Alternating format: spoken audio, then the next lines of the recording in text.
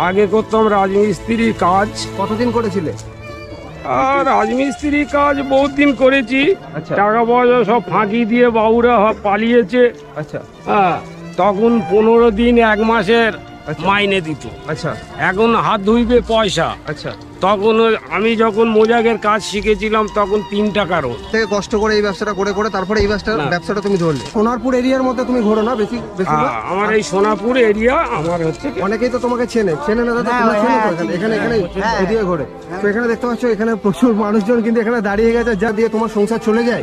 চলে কিছুর হচ্ছে কি কষ্ট হয়। খুব কষ্ট করে চলে, টেনে টুনে চলে, তাই তো? এই কোম্পানি লিভার টনিক কেরাসিন তেলে ভাজা, এক কোম্পানি 3 কারিগর, শালি ভাজে বউ বেলে, আর আমি বাজারে সাপ্লাই। তুমি যে কেরোসিনটা বললে এখানে, তুমি কি কেরোসিন তেলে পাপড়টা ভাজো?